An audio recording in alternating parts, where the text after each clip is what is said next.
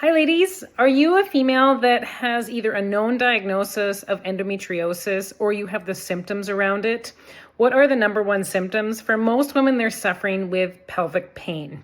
And they may be suffering with pelvic pain tied into the timing of their cycle, or they may be having it more often than just the time around the cycle. So a lot of women will feel an aggravation to pelvic pain if you have endometriosis or the symptoms of it around ovulation, and then potentially a week before your period, or sometimes even longer, 10, even 14 days. For women that have different categories of how severe the endometriosis is, you may have pain throughout the cycle. So if you have some more severe form, if that scar tissue has built up throughout the endometrium lining and beyond for many, many years, you're probably going to be suffering from pain most of the time. And this endometrial tissue can also impact your digestion. This tissue can migrate up through the GI tract into the liver. Various different things can be impacted systemically because of this endometriosis. It's not necessarily just specific to your cycles. And then further down, the endometrial tissue can also infiltrate into the rectum, the pelvis, definitely the vaginal canal. It can really impact the ability to have close relations with your partner. Intercourse is often painful. For some women, it's just more particular at certain times of month. And for some women, it's all the time. So, of course, this has massive impacts on you and potentially a close loved one as well that you want to have intimacy with. So it's really important for us to start to understand if you have endometriosis or you have the symptoms around it and don't have a diagnosis, that you start to understand where the root cause of this could be coming from in the first place. Now, many women are told that it's idiopathic, meaning they don't actually have an understanding of why they've developed the endometriosis. All they can do is treat it and manage it. So, for some women, they're okay with this, but for a lot of women, they're not okay with this because they know that this isn't actually going to fix and rebalance the endometriosis, and it's something that they're going to be dealing with and managing their whole life, especially if they're just basically putting out the fire and managing the symptoms. A lot of women want to get to the root cause. Now, the root cause is different for every single individual. We all have our own unique genetics. We have our own unique timelines with our health history. We also have our own lifestyle strategies that we may or may not have been utilizing to the maximum effectiveness throughout various periods of our lifetime. So there's just multiple different factors and reasons as to why you might have a particular root cause for why you've developed endometriosis versus someone else that you know that also has it. But I will give you some really commonalities, some things that overlap symptom-wise and diagnosis-wise for the root cause as far as where endometriosis really comes from in the first place. So for most women, this does have to do with a hormone imbalance. For most women, they have too much excess estrogen and they don't have enough progesterone to balance out those hormones. And in this type of environment, it actually allows the endometriosis to flourish. But we have to, again, figure out the root cause of why these hormones are out of balance. So for a lot of women, they have estrogen dominance for two particular reasons. One, the body's not detoxifying estrogen correctly. So the two main detoxification pathways for estrogen are in the liver and in the gut. So some women actually will have genetic predispositions to the liver not detoxifying and moving estrogen, and not just estrogen, but also other toxin loads in the body efficiently. So we can actually check on a genetic panel to understand if this may be the case with you. And we can check on the genetics actually around how specific enzymes move estrogen, which is really useful for women that have had endometriosis for a long time. There may be even a family history around this, or other female-related conditions. So absolutely essential to run genetic testing if you do have endometriosis, because there's many different lifestyle strategies that you can put in place that are customizable for you based on this genetic panel. But genetic testing alone is not enough. We also need to make sure that we're doing testing to understand where you're at with the balance in the liver and the gut as far as moving estrogen through. Because again, detoxification not being efficient is one of the root causes of where endometriosis comes from in the first place. So to actually do the testing to look at the efficiency in the gut and the liver for how well you're moving not only estrogen through, but other toxic loads, we have to be looking at two tests. One of them is called a Dutch test, and this is a comprehensive urine analysis that actually looks at how the body is moving estrogen through the liver. So it's an absolutely essential test for all women to do, but especially women that have endometriosis or they have the symptoms around it.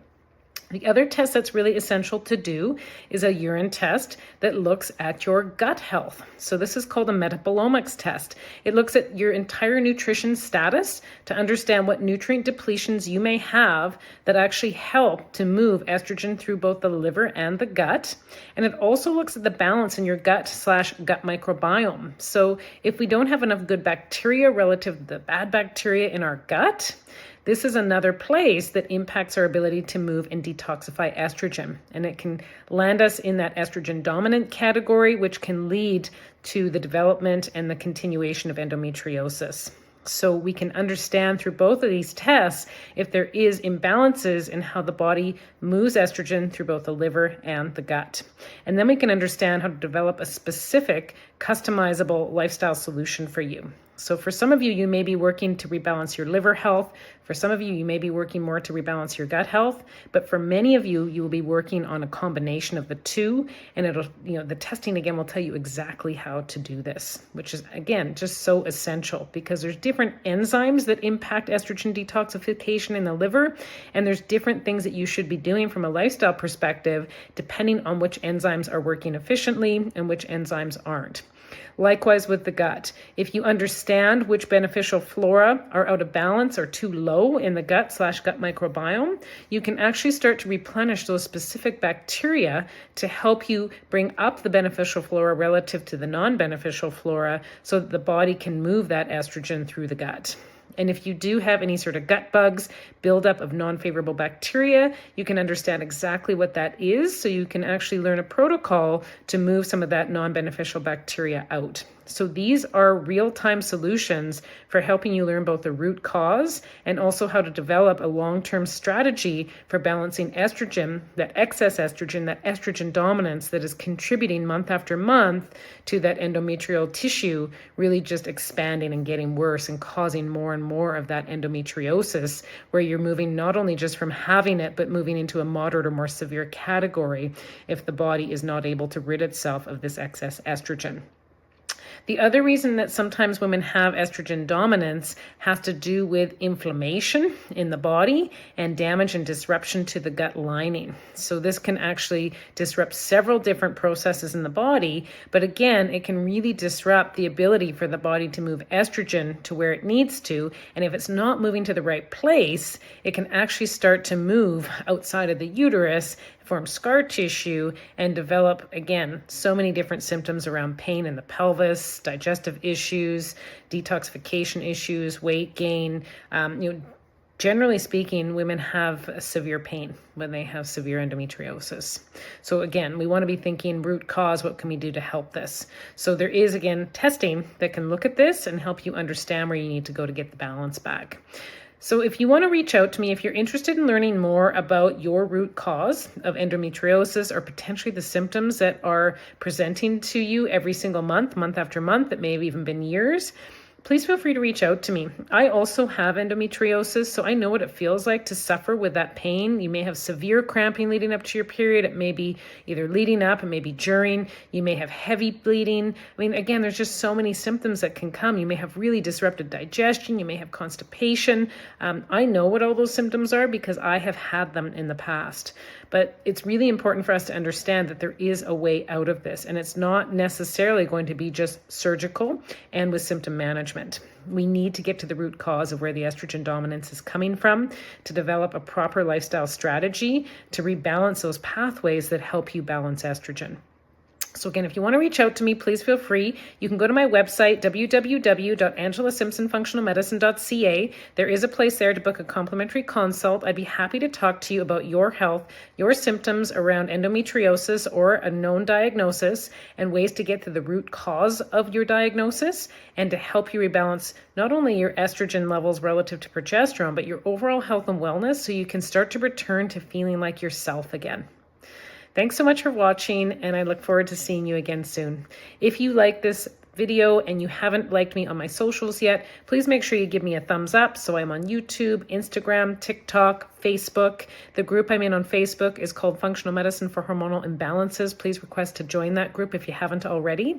And I will be providing more and more information on root cause diagnoses for hormone imbalance and how you can learn how to regain this balance naturally through customized specific lifestyle strategies. Thanks so much. Bye for now.